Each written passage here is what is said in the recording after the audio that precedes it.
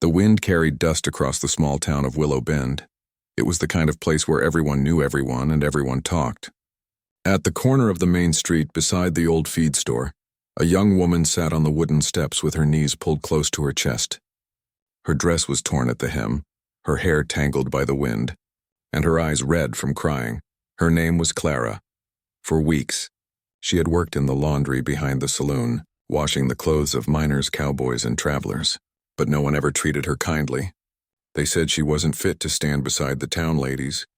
They laughed behind her back and called her names she tried to ignore.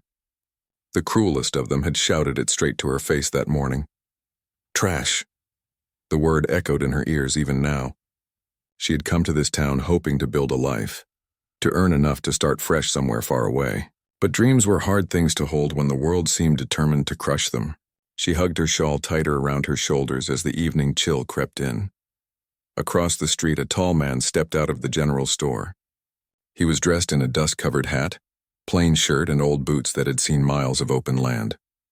His name was Matthew, a rancher from the edge of town. Folks called him a quiet man, not because he was cold, but because he didn't waste words. He lived alone on a wide piece of land with only horses, cattle, and the wind for company. When he saw Clara sitting there, something in his chest tightened. He had seen her before carrying baskets of laundry, walking home alone under the dim lamps. He had noticed how people turned away from her, how she lowered her head when they whispered. He never joined in. He never liked cruelty, no matter how small. He walked toward her slowly, boots thudding against the wooden boards. "You all right, miss?" he asked in his deep, calm voice. Clara looked up quickly, startled. No one had asked her that all day. Her lips trembled. They said I don't belong here," she whispered. Matthew looked at her for a long moment. "People say a lot of things," he replied quietly. "Most of them don't mean much." She shook her head, tears filling her eyes again. "They call me trash," she said, her voice breaking. "They said I should leave town." He took off his hat and ran a hand through his hair. The sunset behind them painted the sky in shades of gold and red. For a moment, neither spoke. Then he said softly, "You can come live with me." Clara blinked in shock. "What?" "I've got a ranch a few miles west," he said simply. "It's quiet. There's work, food, and no one to call you names there." Her hand shook as she clutched her shawl. "You don't even know me." "I don't need to," he said. "You look like someone who needs a chance." "I've been alone too long to turn away from that." Clara hesitated. The idea sounded impossible. No one had ever offered her kindness without wanting something in return. But when she looked into his eyes, she saw no trick, no pity, just plain honesty. "I don't want to be a burden," she murmured. "You won't be," he said. "You'll help with cooking, keeping the place clean. It's a fair trade." The night air grew colder and she realized she had nowhere else to go. The boarding house had locked its door behind her that morning. The woman who ran it had thrown her things outside after hearing the gossip. Clara stood slowly, her legs trembling. "All right," she whispered. "I'll go with you." Matthew nodded once, as if it was settled. He helped her lift a small bag, the only thing she owned, and led her to his wagon. The horse neighed softly, as if sensing the change in the air. The ride out of town was quiet. The moon rose above the hills, bathing the land in silver light. Clara watched the town fade into the distance. Every turn of the wheel felt like leaving behind a life of hurt. She glanced at Matthew's calm profile. He didn't look at her, just focused on the road, guiding the reins with steady hands. "Why did you help me?" she finally asked, her voice barely above the wind. He looked ahead. "Because I've been where you are," he said. "Folks used to call me names too, said I'd never make it, that I was useless after my pa died. But I proved them wrong. Maybe you will too." Something warm stirred in her heart. For the first time in a long while, someone saw her as more than what others said she was. They reached the ranch near midnight. It was quiet, only the sound of crickets and the soft rustle of trees. The farmhouse stood simple but strong, with a light flickering in the window. "This is home," Matthew said as he jumped down from the wagon and offered her his hand. Clara hesitated again, then took it. His hand was rough and warm, steadying her as she stepped onto the dirt. He showed her inside. The wooden floors creaked and the smell of wood smoke filled the air. "There's a small room down the hall," he said. "You can rest there.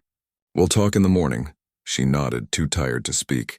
The bed inside was clean, with a patchwork quilt. It had been years since she had a bed that wasn't shared with cold walls and broken dreams. She sat down, touching the soft fabric with disbelief. Outside, Matthew stood on the porch, looking up at the stars. He wondered what folks in town would say if they knew he'd brought Clara home.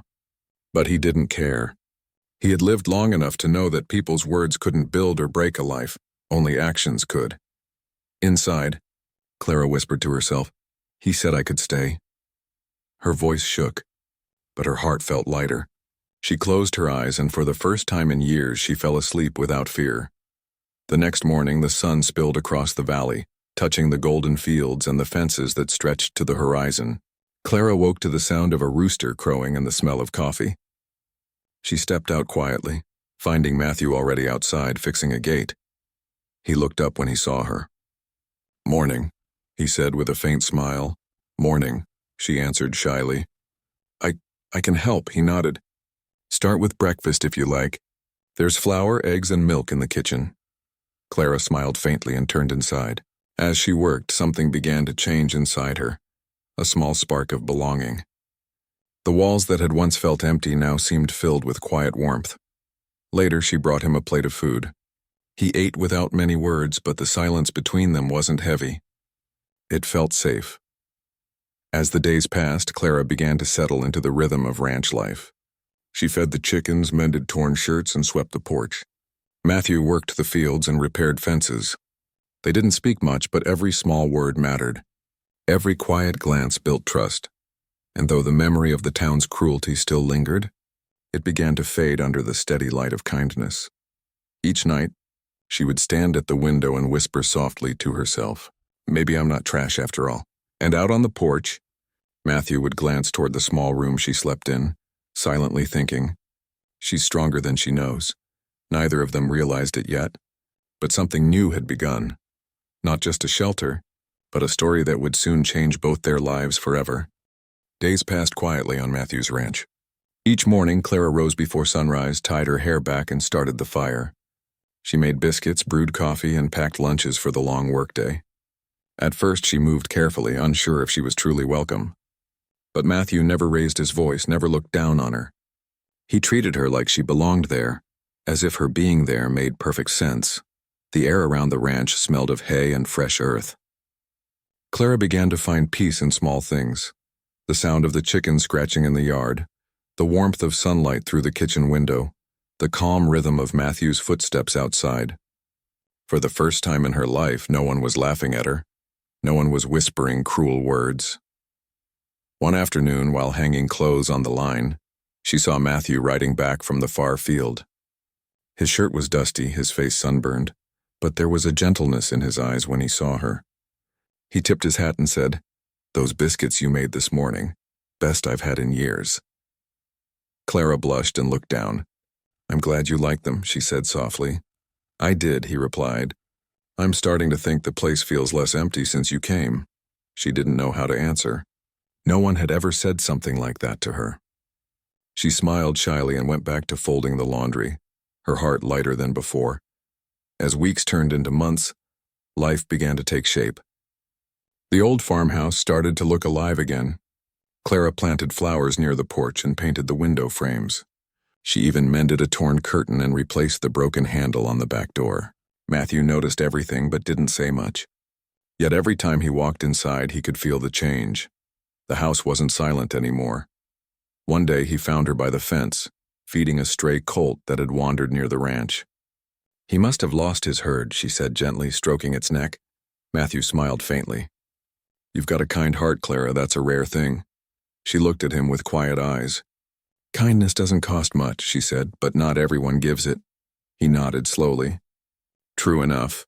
They stood in silence, both watching the colt nibble on hay. In that moment, Matthew realized something had changed inside him too. The loneliness he once wore like a coat didn't fit anymore. He'd found comfort in her presence, in the sound of her laughter when she burned a biscuit or spilled flour on the floor. But not everyone in town shared his heart. One morning when he rode into Willow Bend for supplies, he heard the talk. Two men by the post office were whispering. "You heard? That woman who used to work behind the saloon. She's living with the rancher now." "Old Matthew?" Didn't think he'd take in someone like her. Guess even quiet men got secrets. Matthew stood nearby, jaw tight, pretending not to hear. But the words hit him hard. He turned and walked away before his temper showed. He knew what kind of gossip townsfolk spread. It was poison dressed as conversation. When he got home, Clara was sweeping the porch. She saw his face and knew something was wrong. "You heard them, didn't you?" she said quietly. He stopped at the gate. "Doesn't matter what they say." "Yes, it does," she whispered. "They'll never stop. They'll say I came here to trap you, that I'm—" He cut her off gently. "I don't care what they think. I know who you are," her eyes filled with tears. "But you don't know everything. I wasn't always good, Matthew. I made mistakes trying to survive. People remember those." He stepped closer and said softly, "Everyone's got a past, Clara, but only fools judge others by what's behind them instead of what's ahead."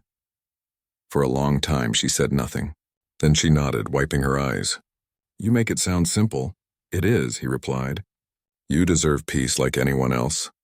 That night she sat by the window watching the stars over the fields. The moonlight fell across her hands as she whispered a small prayer, not for wealth or beauty, but for strength to believe she could start again. The next morning, Matthew hitched the wagon early. "We're going to town," he said. Clara froze. "Why?" "People will stare." "Let them," he said firmly. "We've got every right to walk those streets." She hesitated, then nodded. When they reached town, heads turned. Whispers followed them, just like he expected. But Matthew didn't flinch.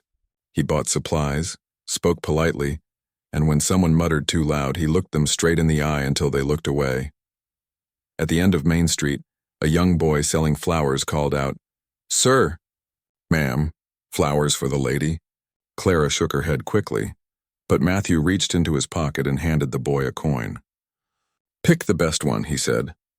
The boy smiled and gave Clara a small bunch of white daisies. She stared at them, speechless. "You didn't have to," she murmured. "I know," he said, "but I wanted to." For the first time she smiled in the middle of town and didn't feel ashamed. People saw and some whispered, but she didn't care. The man beside her didn't see her as broken, and that gave her courage. Back at the ranch, life went on. But now there was laughter at supper, small jokes over burnt bread, and soft music when Matthew brought out his old harmonica. One evening, as the sun dipped low, Matthew sat on the porch mending a rope while Clara watered the flowers. He looked up and said quietly, "Clara, you ever think about staying?" "I mean, really staying?" She froze, turning toward him. "You mean—" "I mean the ranch could use a woman's hand. And I could use the company. You've made this place feel alive again." Her heart pounded. She stepped closer, her voice trembling. "You don't have to say that out of pity." He smiled faintly. "Pity's not what this is. I'm asking because I care." Tears filled her eyes, but they weren't from sadness this time. "Then yes," she whispered. "I'll stay." From that day on, the ranch wasn't just Matthew's anymore, it was theirs. Together, they fixed the old barn, planted more flowers, and shared quiet evenings under the wide sky. The townsfolk eventually stopped talking. Gossip loses its power when there's no shame left to feed it. Months later, a storm swept through Willow Bend, tearing fences and flooding fields. Many lost their crops, but Matthew and Clara worked side by side, saving what they could. When it was over, they stood soaked and exhausted but smiling. "You held strong," he said, looking at her proudly. She laughed softly. "Maybe I finally learned how." From that day forward, people in town began to see her differently. They saw how hard she worked, how kind she was to others. When she rode into town beside Matthew, the whispers stopped. Some even smiled at her, and she smiled back, not from pride, but from peace. Years later, travelers passing through would sometimes hear the story of the quiet rancher and the woman he took in when no one else would. They'd say she brought warmth to a lonely man's life, and he gave her a home when she had none. But for Clara and Matthew, it wasn't a tale. It was simply life. A life built on second chances, kindness, and the courage to see worth where others refused to look. And every night, as the sky turned dark and the stars appeared over the valley, Clara would whisper to herself before sleep, "They called me trash once, but now, I know better." Outside, the wind carried her words softly across the fields, a quiet song of hope that belonged to the wild, gentle heart of the West.